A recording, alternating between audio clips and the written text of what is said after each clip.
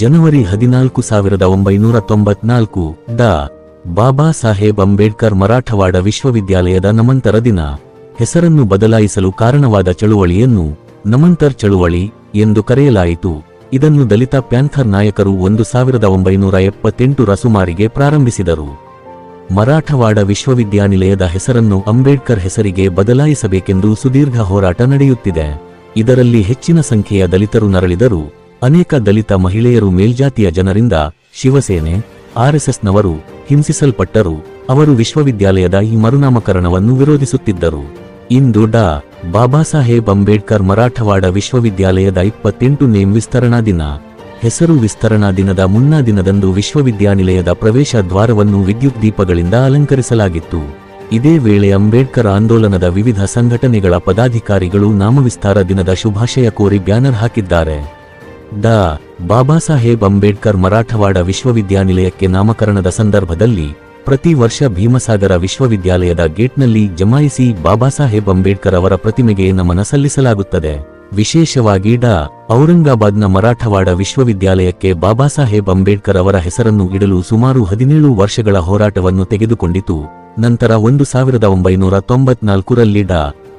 ಬಾಬಾ ಸಾಹೇಬ್ ಅಂಬೇಡ್ಕರ್ ಮರಾಠವಾಡ ವಿಶ್ವವಿದ್ಯಾಲಯ ಎಂದು ಹೆಸರನ್ನು ಬದಲಾಯಿಸಲಾಯಿತು. ಮರಾಠವಾಡ ವಿಶ್ವವಿದ್ಯಾಲಯದ ಡಾ. ಬಾಬಾ ಸಾಹೇಬ್ ಅಂಬೇಡ್ಕರ್ ಅವರ ಹೆಸರನ್ನು ಇಡಲು ಭೀಮ್ ಸೈನಿಕರು 17 ವರ್ಷಗಳ ಕಾಲ ಹೋರಾಡಬೇಕಾಯಿತು. ದಲಿತ ಪ್ಯಾಂಥರ್ ಅನ್ನು 1972ರಲ್ಲಿ ಸ್ಥಾಪಿಸಲಾಯಿತು. ಗೈರಾನ್ ಜಮೀನು ಪಡೆಯುವುದು, ವಿದ್ಯಾರ್ಥಿಗಳ ಶಿಷ್ಯವೇತನ ಹೆಚ್ಚಳ ಮುಂತಾದ ಕೆಲವು ಬೇಡಿಕೆಗಳಿಗಾಗಿ ದಲಿತ ಪ್ಯಾಂಥರ್ ಚಳವಳಿಯನ್ನು ಪ್ರಾರಂಭಿಸಲಾಯಿತು.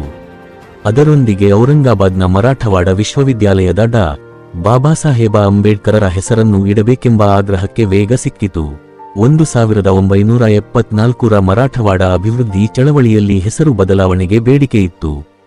ನಂತರ ಈ ಬೇಡಿಕೆಗಾಗಿ ಯುವಕರು ಬೀದಿಗಿಳಿದಾಗ ಅನೇಕ ದೊಡ್ಡ ಮಟ್ಟದ ಪ್ರತಿಭಟನೆಗಳು ನಡೆದವು.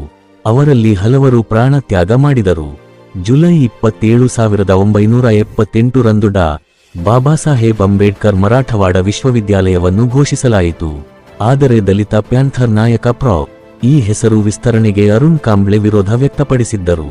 ಪ್ಯಾಂಥರ್ ಶುದ್ಧ ಹೆಸರನ್ನು ಬದಲಾಯಿಸಲು ಬಯಸಿದ್ದರು.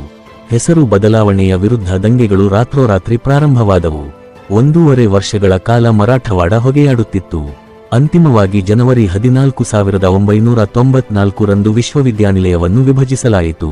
ಒಬ್ಬರು ಡಾ.